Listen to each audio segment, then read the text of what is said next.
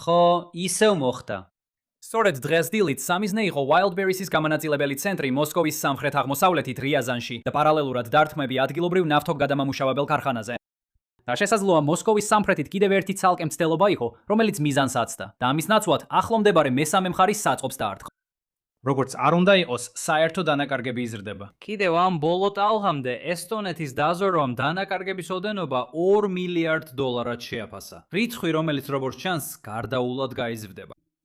ბოლოს და ბოლოს უკრაინამ ენთუზიაზმით აჩვენა თავისი მზადყოფნა დაარტყას რუსეთის ამაზონს.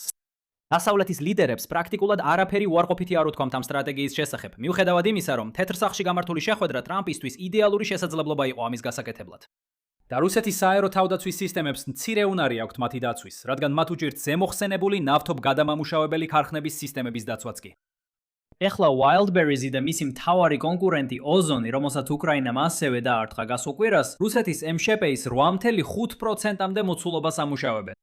ზუსტი რიცხვი ცოტა რთულია. ამას ცოტა ხანში დაუბრუნდეთ. ამგვარად, უფრო ფართო კითხვა ისაა, შეძლებს თუ არა უკრაინის ახალი დარტყმის სტრატეგია ჯაჭვური რეაქციის გამოწვევას, რომელიც დანარჩენ რუსულ ეკონომიკასაც ჩაძირავს.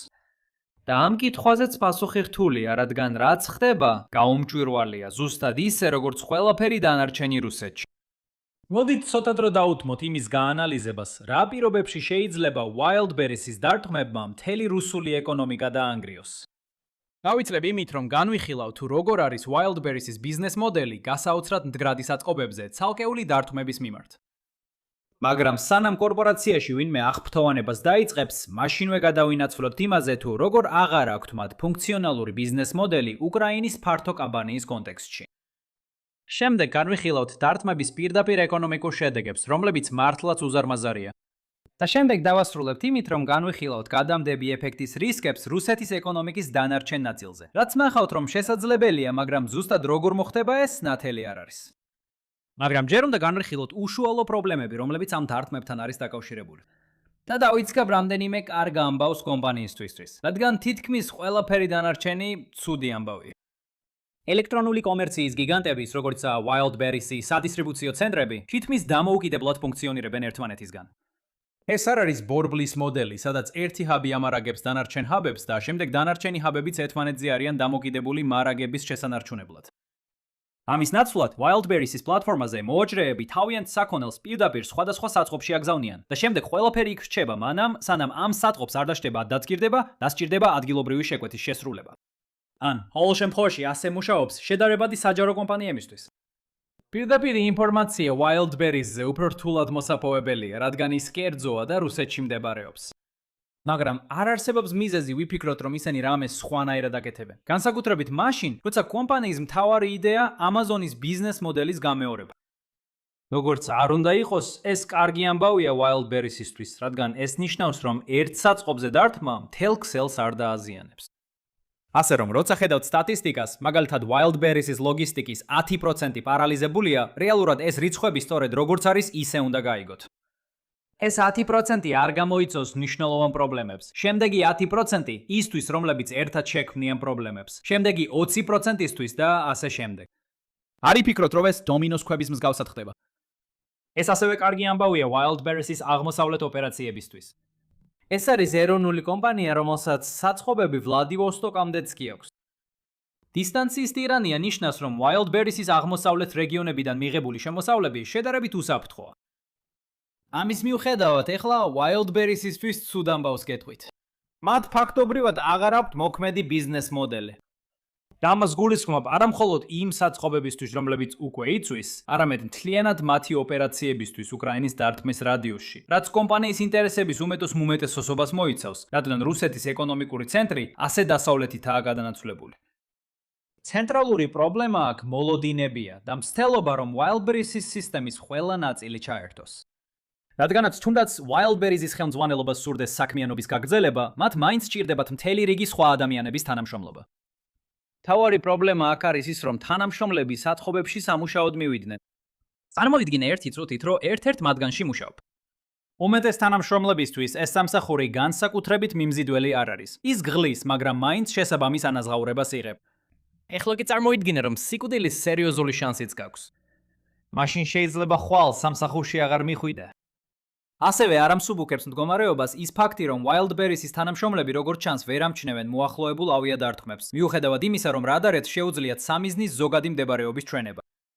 იფიქრებდი, რომ Wildberries-ის სადისტრიბუციო ცენტრებზე თავდაპირველი დარტყმების შემდეგ მიხვდებოდნენ, რომ შესაძლოა ისინი იყვნენ სამიზნე და შესაბამისად ევაკუირდებოდნენ. მაგრამ არა, ისინი კვლავ ტოვებენ ობიექტებს მხოლოდ მას შემდეგ, რაც თავდასხმები უკვე მოხდა. როგორც არ უნდა იყოს, მალე ყველა იმ თანამშრომელს სერიოზული ეჭვები გაუჩნდება იქ მუშაობასთან დაკავშირებით, რადგან ისინი ხელფასში რისკის პრემიას არ იღებენ. და თუნდაც მოგწონდეს Wildberries-ის თანამშრომლად მუშაობა, მაინც უნდა იფიქრო იმაზე, რომ შეიძლება ხვალ შენ საწყობს არაფერი დარჩეს. შეიძლება კარგი იდეა იყოს ახლავე სხვა სამსახურის ძებნა, რომ სამუშაო დღეები არ გამოგრჩეს. და სწორედ აქ გამოიწვევს ფართო სპეციალური სამხედრო ოპერაცია პრობლემებს Wildberries-ის კორპორატიული ოფისისთვის. ამჟამად რუსეთში სამსახურის პოვნა რთული არ არის. უმუშევრობის დონე ქვეყანაში 2.1% შეადგენს, რაც გამოწვეულია შრომის უნარიანი მუშახელის უკრაინაში გაგზავნით და შიდა სამხედრო წარმოების ინდუსტრიის საჭიროებით, რომ დაიქირაოს თანამშრომლები ყველა იმ ჯარისკაცის უზრუნველსაყოფად. ამასობაში გამყიდველებს უნდა კონდეთ მოლოდინი, რომ ისინი რეალურად გაყიდიან თავიანთ პროდუქტებს Wildberries-ზე და არ ნახავენ როგორ იწვის ყველაფერი. ამჟამად იმ სიგნალებს, რასაც მომწოდებლები იღებენ, ზუსტად საპირისპიროა იმისა, რაც მათ სჭირდებათ. გახსოვდეთ, უშუალოდ პირველ თავდასხმებამდე Wildberries-მა განაახლა მომსახურების პირობები და მომწოდებლებს დააკისრა პასუხისგებლობა ნებისმიერი საქონლისთვის, რომელიც ომის ან სპეციალური სამხედრო ოპერაციის დროს განადგურდებოდა. სპეციალური სამხედრო ოპერაცია. წარმოიდგინეთ, რომ ხართ მცირე ბიზნესი და თქვენი კომპანიის აქტივების უმეტესობა ამჟამად Wildberries-ის საწყობშია განთავსებული. ძალიან ვინერვიულებდი, რომ მოულოდნელად თავი გაკოტრებულად არ მომეჩინა, როგორც უკვე მოხდა რამდენიმე მცირე ბიზნესის შემთხვევაში. ეხლა Wildberries შეუძლია ეს პრობლემა მარტივად მოაგვაროს. უბრალოდ უზრუნველყოს თავისი მარაგში არსებული საქონლის ღირებულებების დაზღვევა. მაგრამ ეს ასევე დააზარალებს Wildberries-ის ფინანსურ შედეგებს. ამიტომ ეს უფრო კრემლის გადასაწყვეტ პრობლემას გავს. თუმცა, როგორც ახლა საქმე, მმართველებს არანაირი რეალური მხარდაჭერა არ გაუწევიათ. ბოლო საკითხი საშუალოვადიან გადაწყვეტილებებზე. Wildberries ეს პრობლემა ვერ გადაუჭრია მხოლოდ იმით, რომ ააშენოს უფრო პატარა საწყობები, რომლებიც უკრაინის თვალსაზრისით ნაკლებად მიმზიდველი სამიზნეები იქნება. მთელი ბიზნეს მოდელი მასშტაბურად მუშაობს. თუ არ გაქვს დიდი სადისტრიბუციო ცენტრები, მაშინ არ გაქვს მომგებიანი ბიზნესი. ეხლა გადავიდეთ დღევანდელი დღის წესრიგის რეალურ პრობლემაზე. არსებობს თუ არა უფრო ფართო სისტემური რისკი რუსეთის ეკონომიკისთვის? და პასუხი არის დიახ. თუ ამას უყურებთ 1-2 ნაბიჯით უკრაინის ფიზიკური სამიზნეების მიღმა. მაგრამ სიტუაცია, რომელიც შეედრება დიდი რეცესიის დროს გავრცელების ეფექტს, ბევრად ნაკლებად სავარაუდოა. მომეცით ნება დავიწყო იმ პრობლემით, რომელიც გაყიდულ პროდუქტებს უკავშირდება. რუსული Amazon-ი, კარგი შემოკლებული გზაა იმის გასაგებად, თუ რა არის Wildberries-ი, მაგრამ ეს შეცდომაში შეგვიყვანს, თუ უფრო ღრმად დავაკვირდებით მათ ბიზნეს მოდელებს. Amazon-ი თავადაც აწარმოებს უამრავ პროდუქტს და პირდაპირ ხიდის კიდევ უფრო მეტს.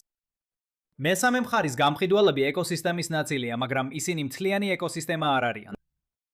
საპირისპიროდ თითქმის ყველაფერი, რასაც რუსები Wildberries-დან ედულობენ, მესამე მხარის მიერ იყიდება.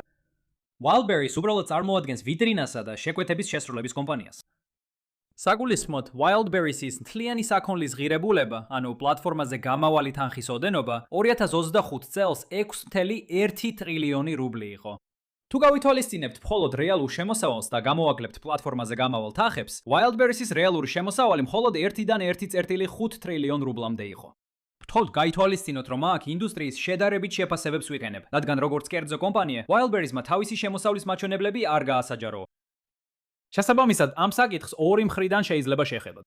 ერთი ვარიანტია, რომ ყველაფერი დაიშლება და 6.1 ტრილიონი რუბლი რუსული ეკონომიკიდან გაქრება. გამოკლებით იმ მდგრადი ღირებულებისა, რაც აღმოსავლეთშია. თუ ეს უფრო გასაგებ ტერმინებში ვთქვათ, დაახლოებით 80 მილიარდ დოლარზეა საუბარი. სწორედ ასე მივიღეთ რუსული MŠP-ს 8.5%-ის მაჩვენებელი. როცა უფრო ფართო ელექტრონული კომერციის სისტემებსაც დავამატებთ, რომლებიც თავდასხმის ქვეშაა.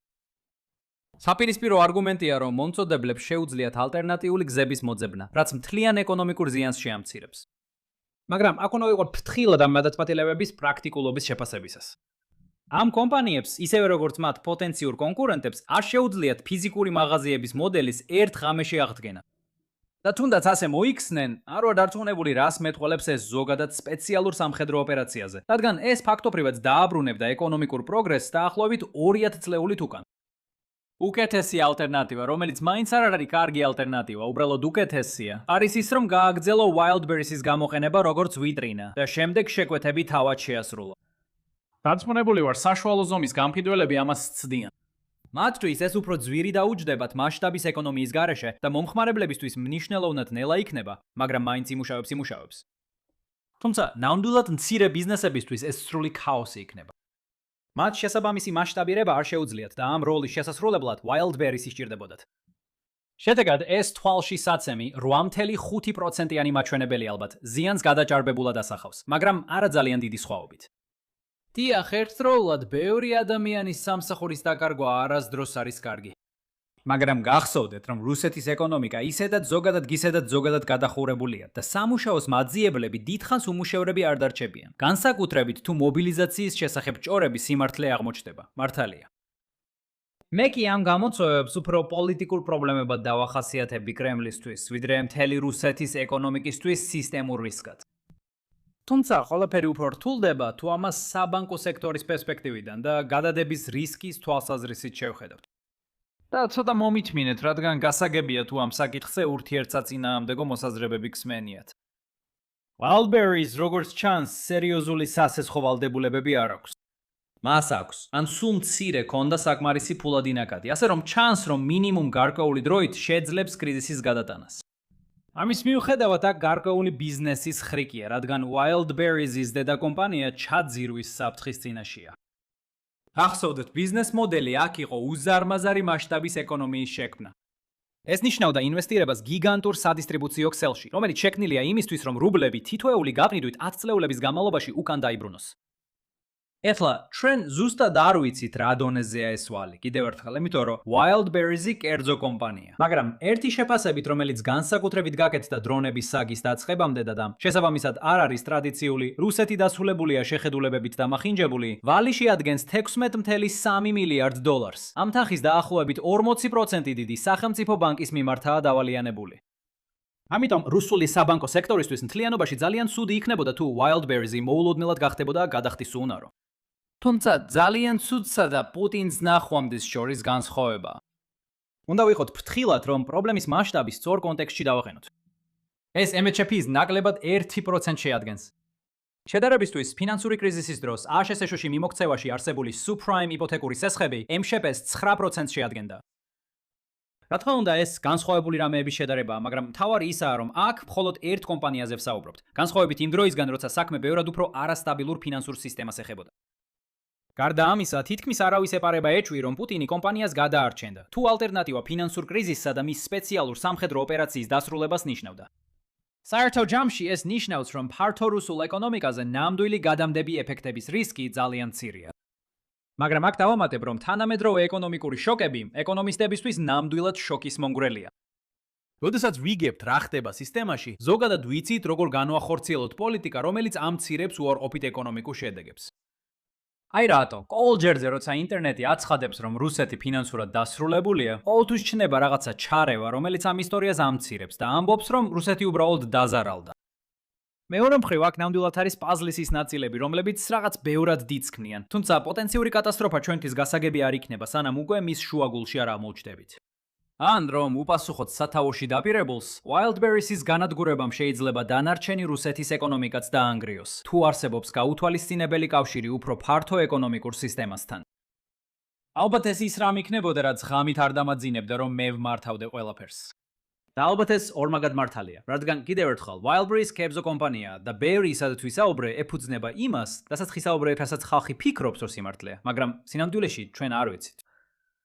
თავარი აქ ისაა, რომ რუსეთის კრახზე უკრაინამ არ უნდა ააგოს თავისი იმედები. ამ ეტაპზე Wildberries არ იქცევა ისე, თითქოს გადახდის უნაროა. Wildberries-ის ბანკმა, გახსოვდეთ ეს რუსეთია, ასე რომ რა თქმა უნდა მას თავისი ბანკი აქვს. მცირე და საშუალო ზომის გამყიდველებისთვის სესხის გადახდების 3 თვით გააჩერა. ეს ნაბიჯი მიუთითებს, რომ Wildberries ეკონომიკურად იმდენად ჯანმრთელ მდგომარეობაშია, რომ ამის შესაძლებლობა აქვს. შესაბამისად, პროგნოზირების ბაზრები მხოლოდ 9%-იან შანსს აჩვენებენ, რომ Wildberries წელს გაკოტრებას გამოაცხადებს. და ვფიქრობ, ღირს ეს კონტექსტში განვიხილოთ. ეთუგარეშია ბევრჯერ გსმენიათ იმ აჟიოტაჟს საყოლილი ადამიანებისგან, რომლებიც გეუნებიან, რომ Wildberries დასრულდა, Putinიც დასრულდა და ყველაფერი მორჩა. ეთუგარეშია მომდევნო რამდენიმე კვირაში კიდევ უფრო მეტ ასეთ მტკიცებებს მოისმენთ.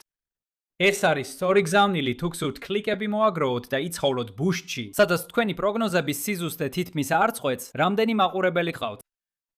ყოველ შემთხვევაში პროგნოზების ბაზრებზე ადამიანები მხოლოდ იმაზე დაკრნობით იღებენ ანაზღაურებას მართალი არიან თუ არა. და როგორც ახლა ისინი, ვისაც ამ საქმეში საკუთარი წილი უდევთ სასწორზე, სკეპტიკურად არიან განწყობილნი, რომ თუნდაც პირველი დომინო გადაბრუნდება. მაშ, რა დასკვნები უნდა გამოვიტანოთ დღევანდელი დღიდან? ცალკეული დარქმები Wildberries-ის საწყობებზე გასაკვირად მცირე პირდაპირ გავლენას ახდენს კომპანიის ფართო ოპერაციულ შესაძლებლობებზე. თუმცა, არაპირდაპირი ეფექტები კომპანიას ფუნქციონირებადი ბიზნეს მოდელის გარეშე ტოვებს. ნიშნულოვანი ეკონომიკური და პოლიტიკური პრობლემები შეექმნებათ მათ, ვინც უშუალოდ არის დაკავშირებული კომპანიასთან, მაგრამ ზოგადი გავრცელების რისკი დაბალია. ამასობაში ყოველდღიური კონტენტის გამოტოვების რისკი არ არსებობს, თუ გამოიწერთ ჩემს მეორე არხს, Lines on Maps Extra. დღეს იქაც დავდებდი ვიდეოს, რომ არა უკრაინის მოულოდნელი დარტყმები იმ შემაწუხებელი ხილის თემატიკის ლოგისტიკურ კომპანიებზე.